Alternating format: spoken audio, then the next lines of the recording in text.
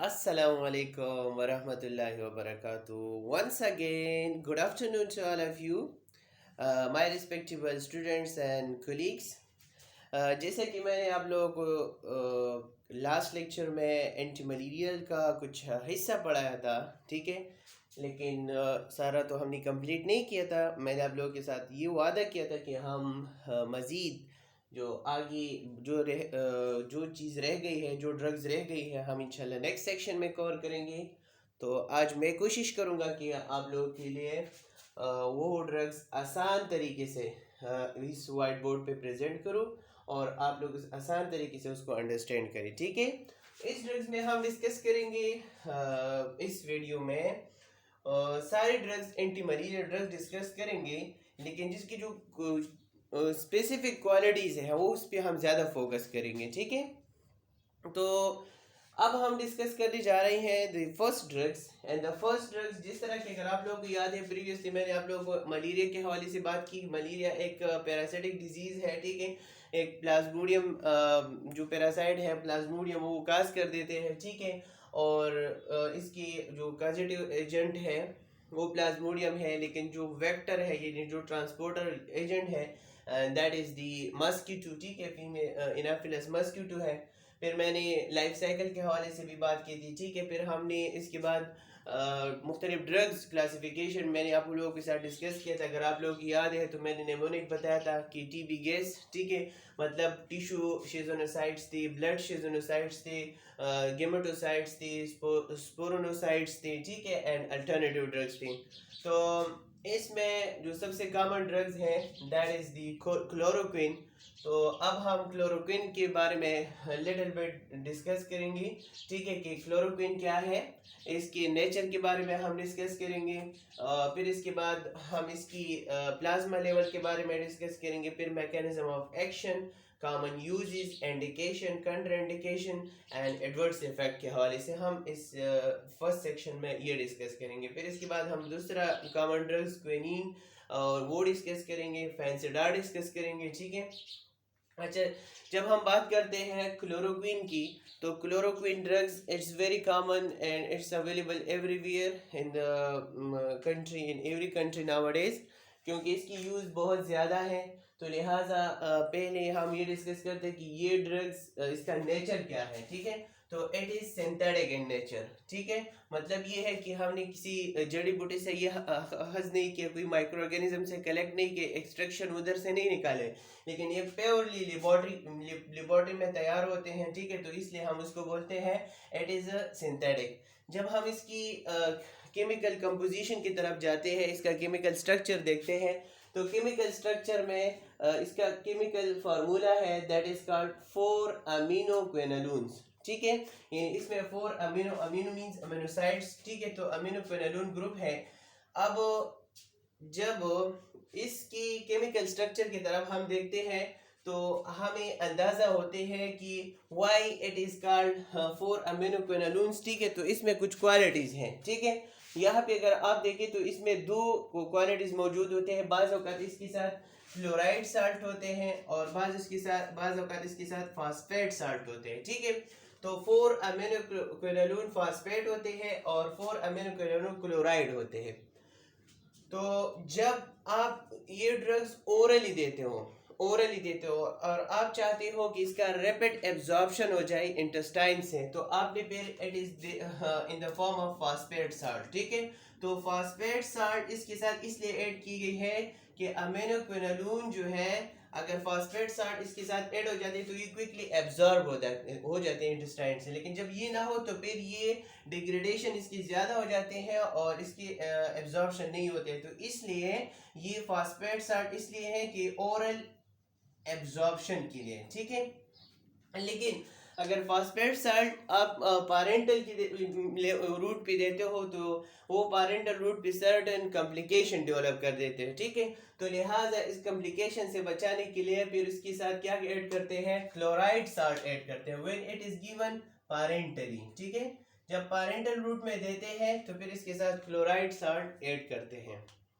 अच्छा जी, तो इसलिए यहाँ पे मैंने फास्फेट साल्ट और क्लोराइड साल्ट की अलग अलग जिक्र की, और इसको केमिकल स्ट्रक्चर मैंने क्यों आपको बताया कि 4 अमीनो क्विनोलिन है, ताकि आप लोगों को इसका क्लियर डिफरेंस समझ आ जाए। ठीक है, फिर जब हम बात करते हैं इसके ओरल एडमिनिस्ट्रेशन की, जब आप ओरली ये ड्रग्स ले लेते हो तो ये क्विकली एब्जॉर्ब हो जाते हैं, लेकिन उन टिश्यू में जहाँ पे प्रोटीन सिंथेसिस ज़्यादा होते हैं, जहाँ पे प्रोटीन सिंथेसिस ज़्यादा होते हैं, इसका जो कंसंट्रेशन है उस टिश्यू में ज़्यादा होंगी। ठीक है, यानी प्रोटीन सिंथेसिस वाले टिश्यू कौन कौन से है? लेट्स सपोज स्प्लीन है, ठीक है, लिवर है, किडनी है, ठीक है, एज वेल एज ब्रेन। ठीक है, तो इस एरियाज में इसकी कंसंट्रेशन ज्यादा होते हैं। ठीक है, अब अगर आप इसकी प्लाज्मा कंसंट्रेशन और इसकी कंसंट्रेशन कंपेयर कर ले तो ऑलमोस्ट 200 से लेकर 700 टाइम इसकी कंसंट्रेशन, मतलब इस टिश्यू में जहां पे प्रोटीन सिंथेसिस ज्यादा होते हैं as compare to plasma level में। जब हम इसके प्लाज्मा लेवल यानी इसके हाफ लाइफ के बारे में स्टडी करते हैं तो हमें पता चल जाते हैं, अक्सर बुक ज़्यादा लिखते हैं कि इसके half life almost 3 to 5 days होते हैं, मींस 3 से 5 दिन तक ये आपकी जो हमारे प्लाज्मा लेवल है ये यहाँ तक मेंटेन करते हैं प्लाज्मा सर्कुलेशन में, फिर इसके बाद ये ड्रॉप हो जाते हैं। अच्छा जी, तो यहाँ पे एक ये टर्म जो मैंने लिखा है कि रेपिडली डिवाइडिंग सेल, तो इससे कहने का मकसद मुझे सिर्फ ये था कि वो एरिया, वो सेल जहाँ पे प्रोटीन सिंथेसिस ज़्यादा होते हैं तो ये कंसंट्रेशन इसके उधर ज़्यादा होते हैं। अच्छा, इसके बाद एक और चीज़ भी मैं आप लोगों के साथ शेयर कर लूँ यहाँ पे कि स्पेशली ये ड्रग्स अगर आप फॉर लॉन्ग टाइम देते हो तो हमारा जो आई में स्पेशल जो रेटिना है एंड कॉर्निया है, यहाँ पे फिर ज़्यादातर अकुमुलेशन भी पॉसिबल है अक्सर लोगों में, तो फिर इस वजह से फिर ये ब्लाइंडनेस और ब्लड विजन या डिप्लोपिया वगैरह ये भी समटाइम डेवलप कर सकते हैं।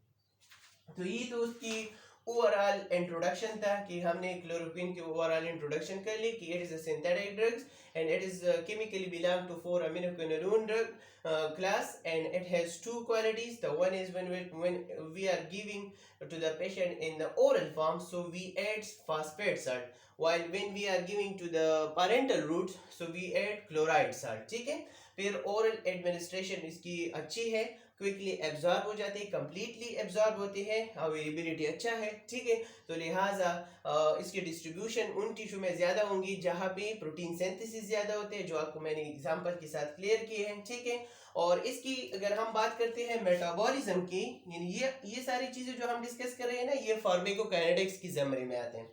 तो मेटाबॉलिज्म लिवर में होते हैं। ठीक है, और इसकी मेटाबॉलिज्म जब हो जाते हैं तो मेटाबॉलिज्म के बाद मेटाबोलाइट्स जो है some of it change while some of it is an unchange form, जो है किडनी के जरिए, मतलब किडनी जाके यूरिन के जरिए एलिमिनेट हो जाते हैं। ठीक है, अब यहाँ पे एक और चीज भी जहन में याद रखना, जिन लोगों की एसिडिटी मींस पीएच जो है यूरिन के अगर कम हो तो it means urine is more acidic.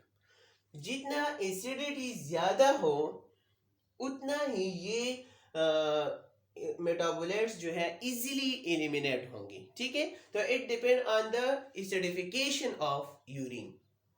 तो ये इसके बेसिक मेटाबॉलिज्म जो आपको मैंने क्लियर कर लिया। ठीक है, अब इसके बाद हम आगे डिस्कस करते हैं कि इसके मैकेनिज्म ऑफ एक्शन क्या है।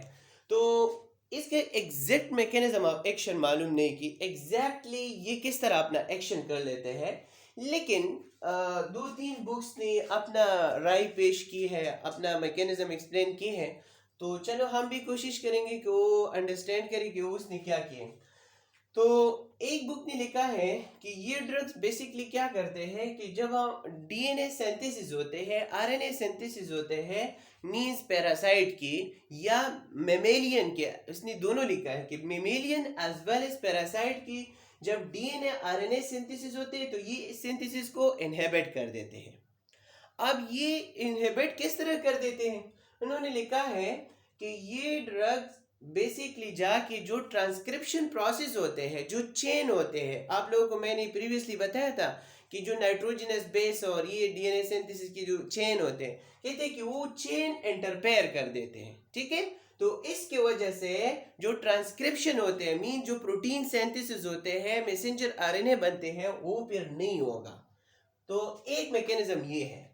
दूसरा मैकेनिज्म क्या एक्सप्लेन किए हैं, कहते हैं कि ये ड्रग जब हम देते हैं तो टिश्यू साइड पे स्पेशली जो पैरासाइटिक सेल्स हैं, पैरासाइटिक सेल के ये पीएच ज्यादा कर देते हैं। ये क्या करते हैं, increase the pH of the parasitic cell. जब ये पीएच ज्यादा कर देते हैं तो इसके वजह से जो एरिथ्रोसाइट जो हमारी हेमोग्लोबिन है, जब इसके डिग्रेडेशन हो जाते हैं, ठीक है, तो इससे खुराक मिलते हैं, ठीक है, इससे खुराक मिलते हैं पैरासाइट्स को। तो कहते हैं कि यू फिर डिग्रेडेशन नहीं होगी। जब डिग्रेडेशन नहीं होते तो उनको खुराक नहीं मिलेंगी। जब उसको खुराक नहीं मिलेगी तो फिर ये क्या होता है, ऑटोमेटिकली मतलब इसके अपनी सेल्फ डिग्रेडेशन स्टार्ट हो जाती है, अपनी बॉडी ये अपने आप को खुद डैमेज कर देते हैं और फाइनली इसके डेथ हो जाते हैं, ठीक है। एक मैकेनिज्म इसका ये है।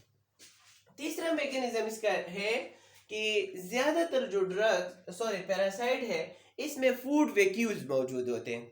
वो फूड वैक्यूल क्या करते हैं, वो फूड वैक्यूल इस तरह है कि इसके जरिए इससे ये खुराक लेते हैं, ठीक है।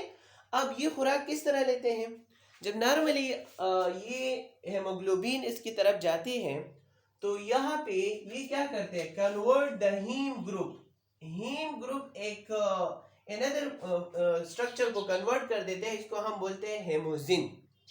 अब ये हेमोजिन जो है, it is the food particle, ठीक है। तो ये फूड पार्टिकल है किसके लिए, पैरासाइट के लिए, ठीक है।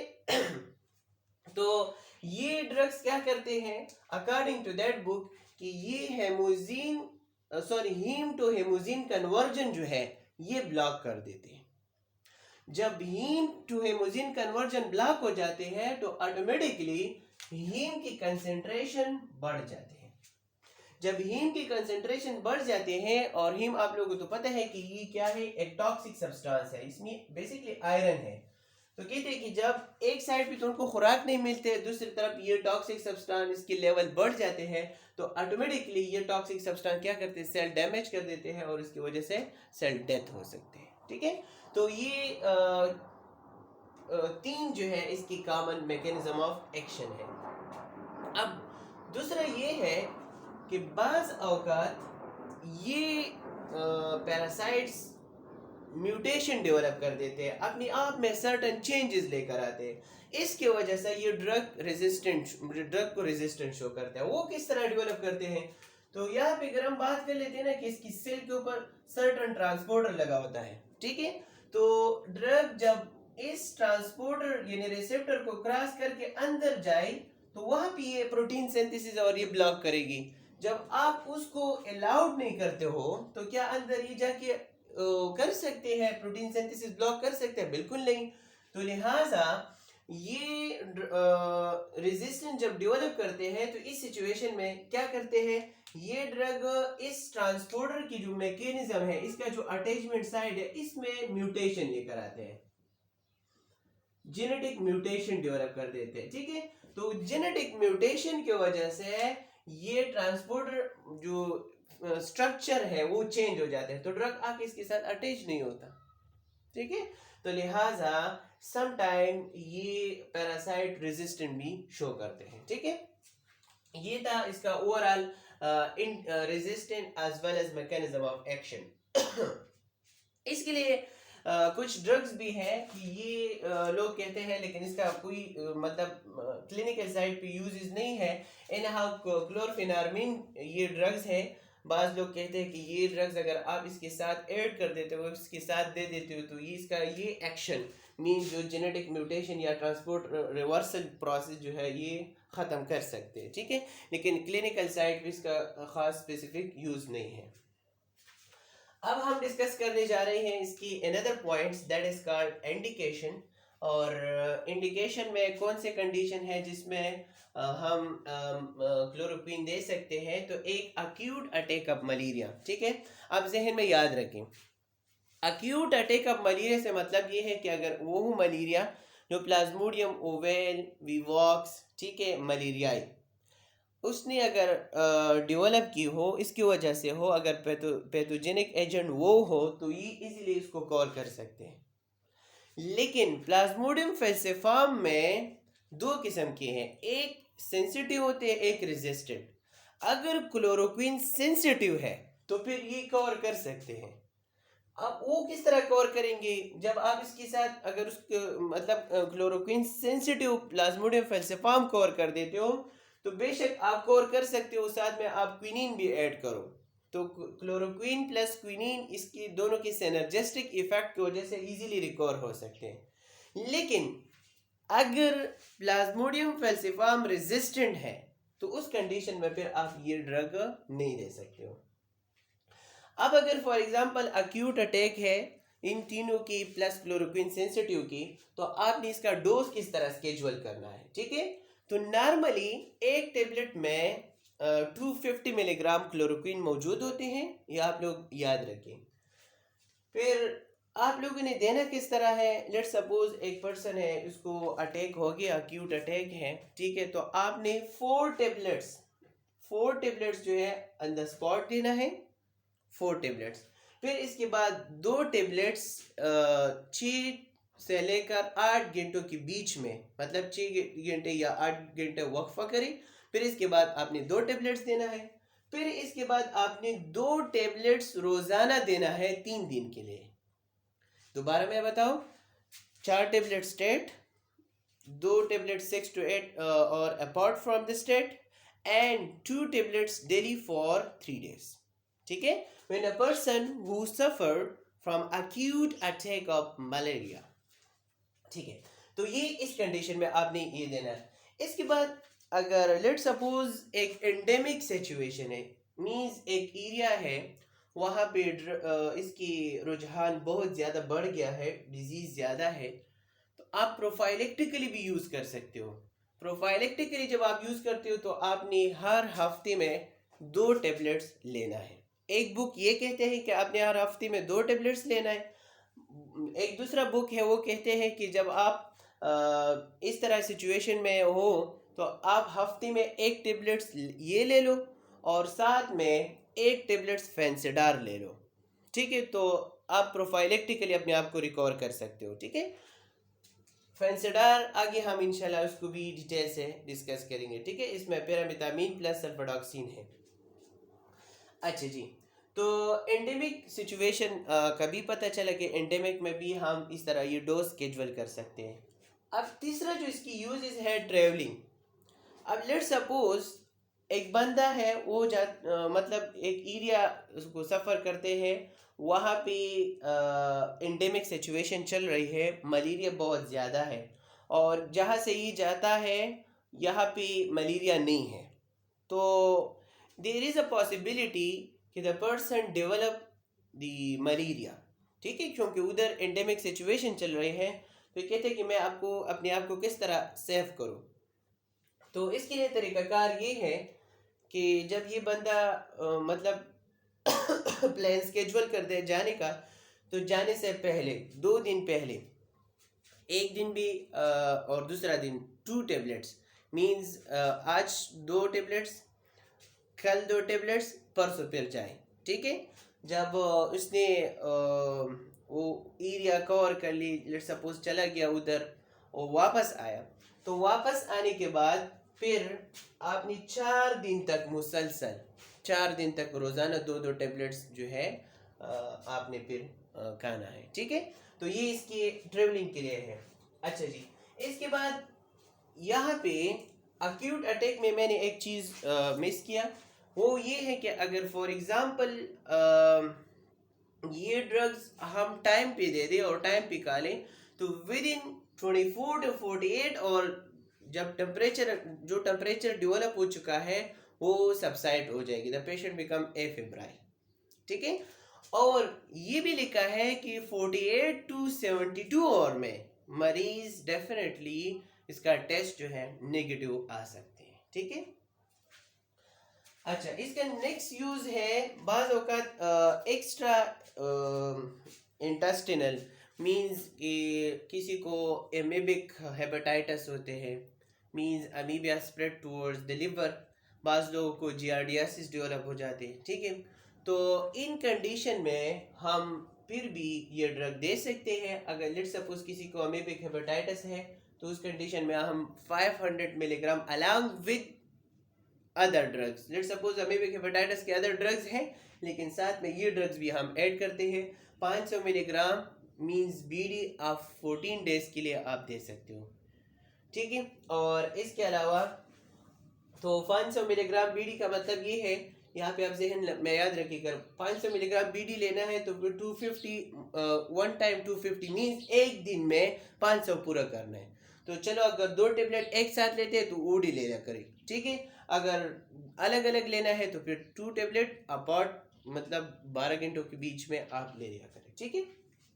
इसके अलावा अगर हम ऑटो इम्यून डिसऑर्डर की बात कर लेते हैं, ठीक है, तो बाज़ ऑटो इम्यून डिजीज़ है जिस तरह की सिस्टेमिक लोपस एरिथमेटोसिस है, ठीक है, इस कंडीशन में भी हम ये ड्रग देते हैं। इसके अलावा रूमेटाइड अर्थराइटिस में भी ये ड्रग्स हम देते हैं, ठीक है, क्योंकि इसकी एंटी इन्फ्लेमेटरी एक्शन बहुत ज़्यादा है।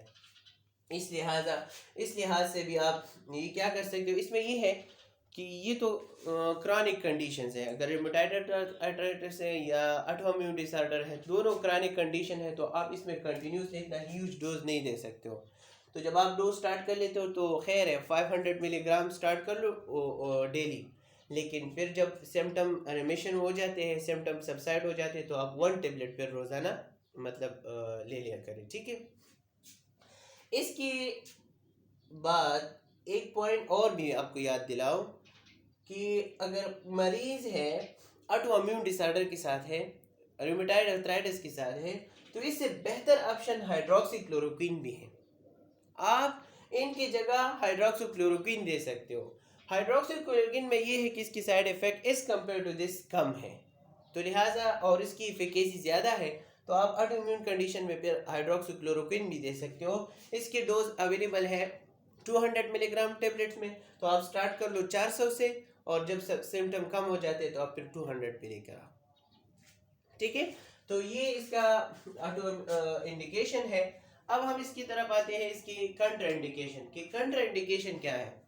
अगर फॉर एग्जांपल एक पेशेंट है, वो ऑलरेडी इसका आई में प्रॉब्लम है, विजुअल फील्ड डिफेक्ट है, यानी रेटिनल डैमेज है, तो उस कंडीशन में आप लोगों ने ये नहीं देना है, क्योंकि मैंने आप लोगों को स्टार्ट में बताया कि ये क्या कंडीशन डेवलप करते हैं, अकोमुलेशन होते हैं इसकी, तो ये ब्लाइंडनेस भी डेवलप कर सकते हैं। तो लिहाजा आपने अगर किसी को आई प्रॉब्लम है, रेटिनोपैथी या रेटिनल डैमेज है, कॉर्नियल डैमेज है, ठीक है, विजुअल फील्ड डिफेक्ट है, तो आप इसमें नहीं देना है। इसके अलावा अगर किसी को लिवर प्रॉब्लम है, लिवर में फॉर एग्जांपल किसी को लिवर क्रॉनिक लिवर डिजीज़ है, या किसी को कोई अल्कोहल मतलब अल्कोहलिज्म के साथ है, ठीक है, या किसी को पोरपायरिया एक ऑटोइम्यून डिसऑर्डर है, ठीक है, पोरपायरिन एक पार्टिकल्स है, ठीक है, वो लीवर में इस कंडीशन में डेवलप हो जाते हैं और वो कंटिन्यूसली लीवर डैमेज कर देते हैं। तो उस कंडीशन में भी आपने फिर अगर कोई लीवर प्रॉब्लम के साथ है तो आपने ये ड्रग्स नहीं देना है, क्योंकि ये फिर क्या करते हैं, लीवर इसमें मेटाबॉलिज्म नहीं होगा। जब मेटाबॉलिज्म डिस्टर्ब हो जाते हैं तो इसके प्लाज्मा कंसनट्रेशन कंटिन्यूसली हाई रहते हैं। जब इसकी प्लाज्मा कंसनट्रेशन कंटिन्यूसली हाई रहते हैं तो ये सेंसिटिव ऑर्गन्स को डैमेज कर देते हैं।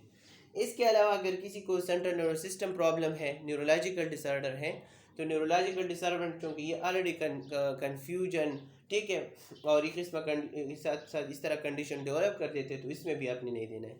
और ये भी है कि अगर कोई बच्चा हो या बच्ची, और आपने कोशिश करना है कि पेरेंटल ये नहीं देना है बच्चा या बच्ची को, क्योंकि ये क्या करते हैं, ये एक कंडीशन डेवलप करते हैं ना, जो हमारे पास जो कार्डिक एक्साइटेबिलिटी है, जिस तरह की सोडियम चैनल ब्लॉकर है ना क्विनिडीन, सिमिलरली ये भी वो कार्डिक एक्साइटेबिलिटी डिप्रेस कर देते हैं। तो लिहाजा बच्चों में स्पेशली ये क्या करते हैं, अगर 2 साल से कम बच्चा बच्ची है, तो अगर आप इसमें दे दी पेरेंटली नॉट ओरली, तो ये क्या काज करते हैं, ये सडन हाइपोटेंशन काज कर देते हैं, हाइपोटेंशन की वजह से फिर ये डेथ भी हो सकती है। ठीक है, तो उस कंडीशन में आपने फिर ये नहीं देना है। इसकी कॉमन एडवर्स इफेक्ट कौन से हैं, तो ये ड्रग्स जो क्या जाहिर बात है इंटेस्टिनल से एब्जॉर्ब होते हैं, तो वही कॉमन एडवर्स इफेक्ट तो होगा, नोजिया, वोमिटिंग, ठीक है, और साथ में बाज़ औक़ात एब्डोमिनल पेन भी होते हैं। लेकिन जो कॉमन एडवर्स इफेक्ट है वो ये है कि हेमोलिसिस, अगर कोई ग्लूकोज 6 फास्फेट डिहाइड्रोजिनेज एनीमिया के साथ हैं, तो इसमें फिर ये क्या डेवलप करते हैं, हेमोलिसिस करते हैं। मींस कि जो आरबीसी या डब्ल्यूबीसी यानी जो एरिथ्रोसाइटिक पार्टिकल्स हैं या डब्ल्यूबीसी है, प्लेटलेट्स है, इसके ब्रेक डाउन करते हैं। ठीक है, स्पेशली आरबीसी के करते हैं। और इसके अलावा और क्या करते हैं, मेंटल प्रॉब्लम भी डेवलप कर सकते हैं, मींस मेंटल कंफ्यूजन, डिप्रेशन, ये भी बाज़ औक़ात हो सकते हैं। और कार्डिक की अगर हम बात कर लेते हैं, तो कार्डिक में ये दो चेंजेस लेकर आ सकते हैं, टी वेव इन्वर्जन काज करते हैं, और जो QRS हैं, ठीक है, उसकी वाइडनिंग करते हैं। ठीक है, तो ये इसकी कॉमन एडवर्स इफेक्ट थी जो हमने डिस्कस किए। ठीक है, इसके अलावा बाज बुक ने ये भी लिखा है कि it could cause myopathy, myopathy भी काज करते हैं। ठीक है, मायोपैथी भी काज करते हैं, और ऑटोटॉक्सिसिटी भी काज करते हैं, ऑटोटॉक्सिसिटी भी काज करते हैं, न्यूरोपैथी भी काज कर सकते हैं। ठीक है, तो ये ड्रग ऐसी ना समझो कॉम्प्लिकेटेड है, इसके एडवर्स इफेक्ट भी बहुत ज़्यादा है, लेकिन हम क्या करेंगे, डिसीजन तो हमने लेना है। तो बनिस्बत वो कॉम्प्लिकेशन, वो कंडीशन जो मरीज़ मलेरिया के साथ है, मलेरिया से मर रहे हैं, तो फिर इससे बेहतर है कि हम ये ड्रग्स दे दें। ठीक है, तो ये अब हमने डिस्कस कर लिए क्लोरोक्वीन, और इसके बाद हम दूसरा ड्रग डिस्कस करते हैं। अच्छा जी, तो दूसरा ड्रग जो है, हमने फर्स्ट ड्रग क्लोरोक्वीन डिटेल से डिस्कस की। ठीक है, आप लोग एक ड्रग की कंसेप्ट अगर क्लियर हो जाए एंटी मलेरियल में, तो बाकी ड्रग्स में इतना सब कुछ मतलब ऑलमोस्ट चीज़ सेम ही होते हैं। ठीक है, तो एनी हाउ लिटिल बिट तो मैं मज़ीद डिस्कस करूँगा। ठीक है, जो ड्रग्स इसमें कॉमन है, इसकी कॉमन कैरेक्टरिस्टिक है, बाकी एक ड्रग्स जो अगर आपको डिटेल्स याद है तो दैट इज इनफ। अच्छा, दूसरा ड्रग जो है दैट इज कॉल्ड अमिडोक्विन। अमिडोक्विन जो है सिमिलर टू क्लोरोक्विन है, मींस इसका मैकेनिज्म ऑफ एक्शन, इसका सिंथेसिस, सब कुछ इसकी सेम है, लेकिन इसमें ये है कि ये drug specifically chloroquine sensitive plasmodium falciparum में हम देते हैं, क्लोरोक्विन सेंसिटिव प्लाज्मोडियम फैल्सिफॉर्म में हम देते हैं। ठीक है, लेकिन इसकी एक कॉमन एडवर्स इफेक्ट है that to develop the agranulocytosis, जो एग ग्रेनुलोसाइट्स हैं इसके लेवल कम कर देते हैं। तो ये इसमें कॉमन ड्रग्स थी। दूसरा, अब इसके बाद जो तीसरा ड्रग्स है दैट इज कॉल्ड मेफ्लोक्विन भी है। ठीक है, तो मेफ्लोक्विन अगर हम इसकी बात कर ले तो ये भी क्विनीन की तरह है, आगे है ना ये क्विनीन। तो थर्ड ड्रग है मेफ्लोक्विन, ये भी similar to that of the quinine है, आगे हम क्विनीन भी डिस्कस करेंगे, लेकिन इसके साथ लिंक है एक स्ट्रक्चर के साथ, तो इसलिए तो क्विनीन में मेफ्लोक्विन में डिफरेंस ये है कि इसका मेटाबॉलिज्म जब हो जाते हैं तो वो लिवर में मेटाबॉलिज्म होते हैं, लेकिन इसकी एलिमिनेशन थ्रू फीसिस होते हैं। ठीक है और बाकी जो ड्रग्स है इसकी एलिमिनेशन थ्रू किडनी यानी यूरिन होते हैं। और इसकी हाफ लाइफ ऑलमोस्ट कितना है, इसका हाफ लाइफ ऑलमोस्ट 13 to 33, यानी मेफ्लोक्विन की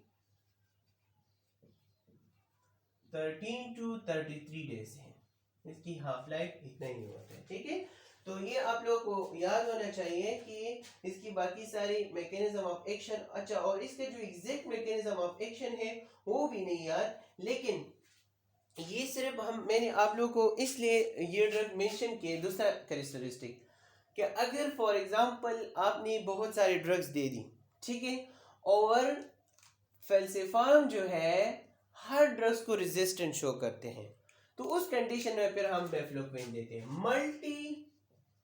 multi drug resistant plasmodium falciparum, तो multi drug resistant plasmodium falciparum condition में फिर ये ड्रग्स हम दे सकते हैं।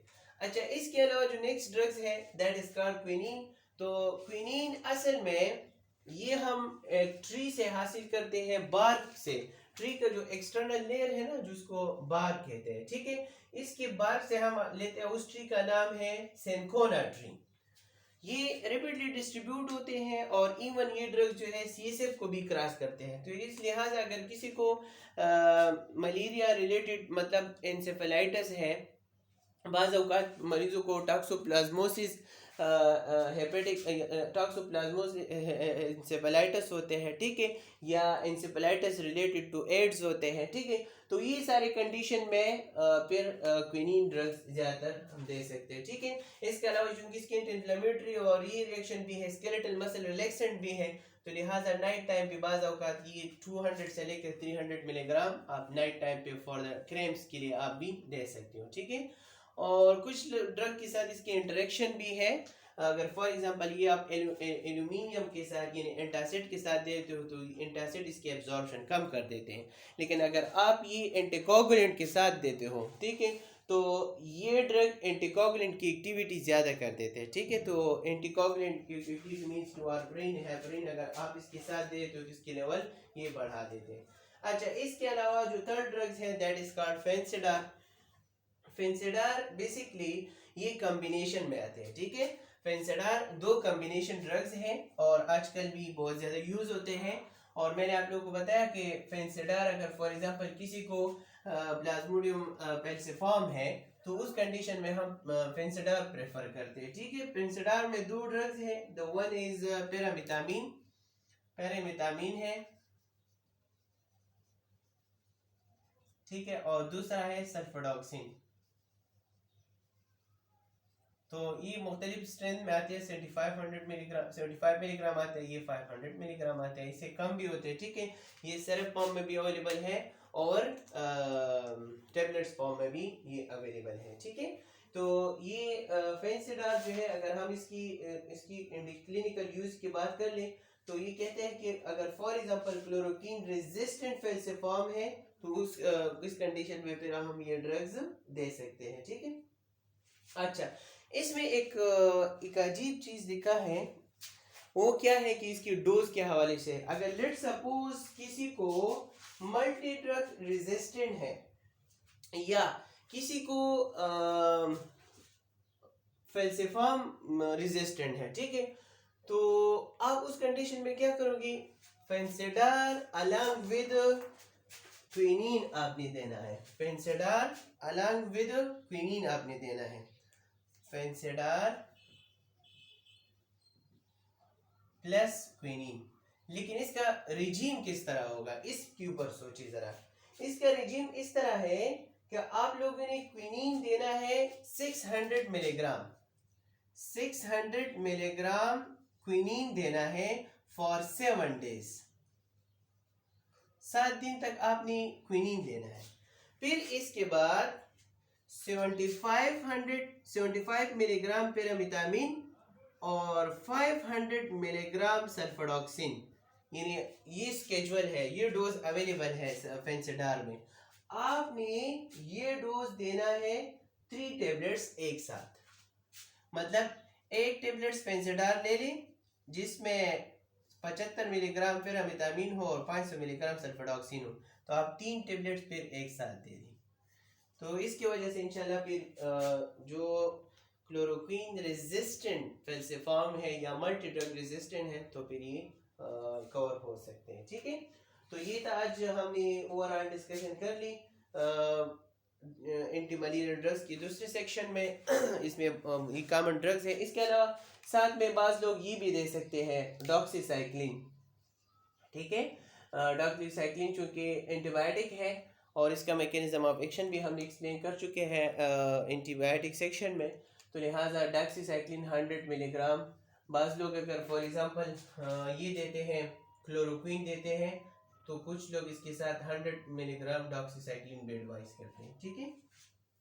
तो ये था। और इसके अलावा और भी बहुत सारे ड्रग्स हैं जिसमें निमोफेंट्रीन आते हैं, जिसमें मेलोफ्राइम आते हैं, ठीक है, जिसमें हेलोफेंट्रिन आते हैं, इसमें आर्टेमिसिनिन आते हैं। ये सारे ड्रग्स हैं एंटी मलेरियस के, लेकिन इसकी ऑलमोस्ट सेम वही यूजेस हैं, सेम वही मैकेनिज्म ऑफ एक्शन है। तो लिहाजा आप लोग ये कवर कर लें तो I think that will be enough for you. So thank you so much. और इस चीज़ पे फोकस करें, लेकिन इसको जाने से पहले आप कोशिश करें कि इसका फर्स्ट पार्ट जो है वो ज़रूर देखें, क्योंकि जब आप लोगों का मतलब बेसिक मजबूत ना हो, आप लोगों को बेसिक चीज़ों की पता ना हो, तो ये इसका कोई फ़ायदा नहीं है फिर। ठीक है, तो आप कोशिश करें कि इसको समझने की कोशिश करें। और ये भी है कि साथ में आप और भी जितनी भी ऑथेंटिक्स बुक्स हैं मैं आप लोगों को बताऊं कि यहाँ ज़्यादातर बुक्स जो शाहनवाज हैं as well as professor doctor Abdul Wadood, basic and clinical pharmacology, दोनों ये दोनों ज़्यादातर इन चीज़ों इससे मैं हेल्प ले लेता हूँ। ठीक है, तो आप ये भी स्टडी कर सकते हो। इस तरह और भी मटेरियल स्टडी क्या करो, लेकिन कोशिश करो कि आप लोगों का बेसिक जो है हर एक चीज़ पे क्लियर हो जाए।